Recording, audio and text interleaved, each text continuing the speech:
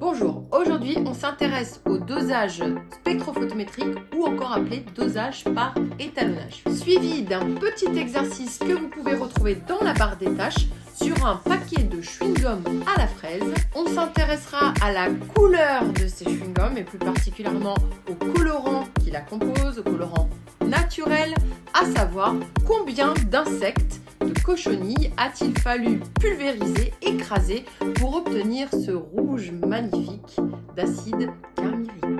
On a dissous un chewing-gum dans 50 ml d'eau distillée. Ça nous a permis d'obtenir une solution rouge dont on va maintenant essayer de tracer le spectre d'absorption.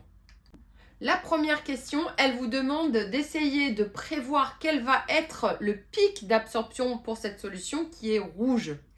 Alors, on utilise le cercle chromatique, le cercle des couleurs. Si jamais la solution apparaît rouge, ça signifie qu'elle a absorbé la couleur complémentaire. Quelle est la couleur complémentaire du rouge? Regardez sur votre cercle chromatique, c'est ce qui est à l'opposé, c'est le vert. Donc normalement, on devrait obtenir un pic d'absorption aux alentours de 530 nanomètres. On se placera ensuite donc pour les mesures à ce maximum d'absorbance. C'est la question numéro 2. Pourquoi choisit-on de régler le spectrophotomètre à cette longueur d'onde? Eh bien, vous allez répondre que c'est là parce qu'on a le maximum de réponses, la plus grande précision en fait. On se place toujours au maximum d'absorption pour avoir la meilleure qualité et la meilleure précision. La troisième question, elle concerne un calcul de dilution. On a une solution fille et on veut savoir quel est le volume de solution mère qu'il va falloir prélever pour préparer ces 50 ml de solution fille. J'applique la formule de la dilution. C mère V mère égale C fille V fille. Donc C mère V mère égale C fille V fille. Ici, c'est la solution fille numéro 6. J'en déduis le volume C6 V6 sur C, c'est-à-dire 6,7 10 puissance moins 5 fois 50 ml. Je vais délibérément le laisser en millilitres parce que comme la concentration est en mol par litre, comme ça j'obtiendrai le volume de solution mère aussi en millilitres.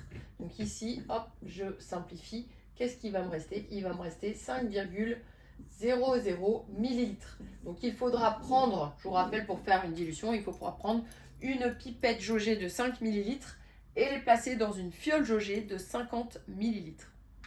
La question suivante, la question 3.2. Comment appelle-t-on la loi qui relie l'absorbance à la concentration? Ça s'appelle la loi de Beer-Lambert. Et qu'est-ce qu'elle nous dit cette loi? Elle nous dit que l'absorbance est directement proportionnelle à la concentration. Voilà, ça c'est valable pour des solutions colorées, on a dit, et avec une valeur de concentration de l'ordre de 10 puissance moins 2 mol par litre, c'est pour des solutions relativement diluées, sinon cette linéarité n'est plus respectée.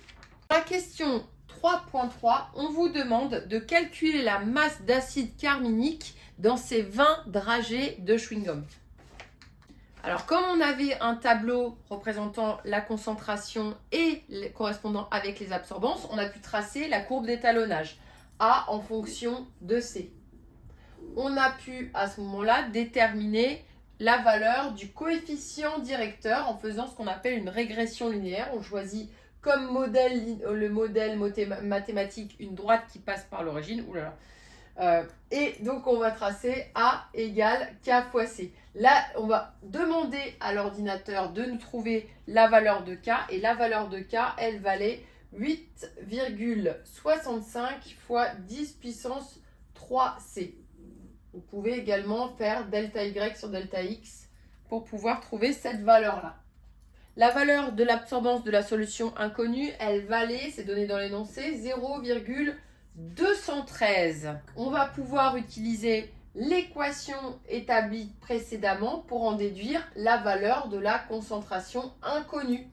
Donc la valeur de la concentration inconnue, elle va être de A divisé par le coefficient stoichiométrique, 8,65 fois 10 puissance 3, c'est-à-dire 0,213 divisé par 8,65 fois 10 puissance 3, Quand on fait ce calcul, on trouve 2,46 fois 10 puissance moins 5 mol par litre. Ça, c'est la concentration dans 50 ml de solution.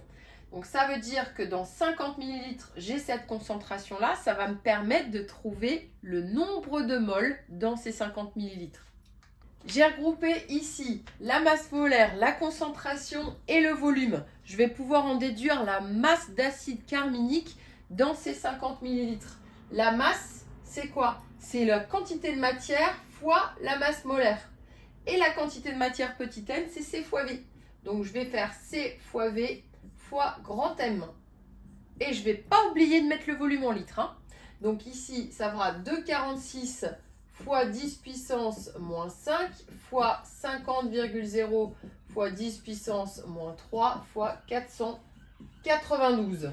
Quand on fait ce calcul, on trouve 6,0 fois 10 puissance moins 4 grammes. Ça, c'est pour un chewing-gum. J'ai dit que dans la boîte, il y en avait 20.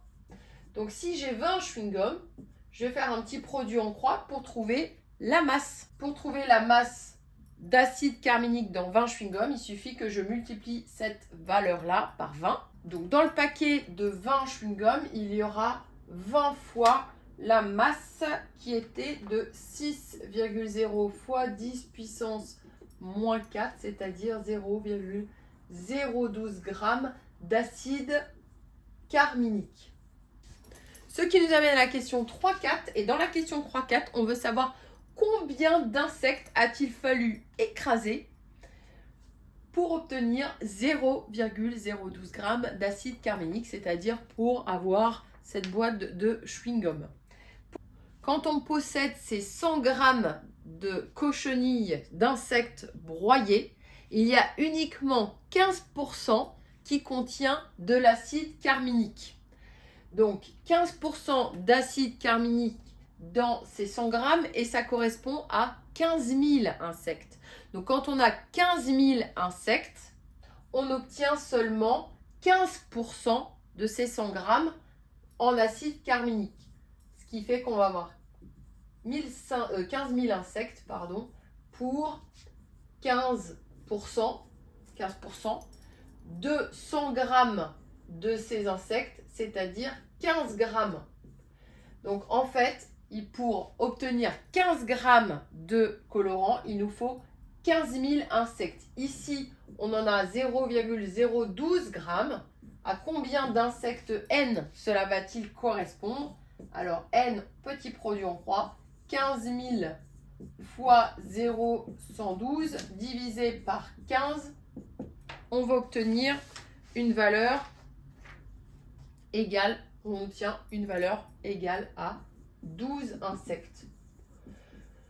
Voilà, donc j'espère que vous n'êtes pas trop déçus. Si jamais vous mangez cette boîte de chewing-gum, il aura fallu tuer ces 12 insectes et vous allez manger le sang. Comment savoir où se trouve le rouge de cochenille? Vous pouvez les retrouver parce que les produits normalement doivent porter la dénomination E120. Dans tous les produits E120, vous avez du rouge de cochenille, les pauvres. Alors, on les retrouve dans les laitages, on peut en trouver beaucoup dans les bonbons, on en trouve beaucoup aussi dans les charcuteries, il y en a aussi dans les maquillages, etc. Voilà, bon j'espère que cet exercice aura été utile pour vous. Je vous dis à bientôt et en tout cas, n'hésitez pas à me faire part de vos commentaires dans la barre des tâches. Merci et à bientôt.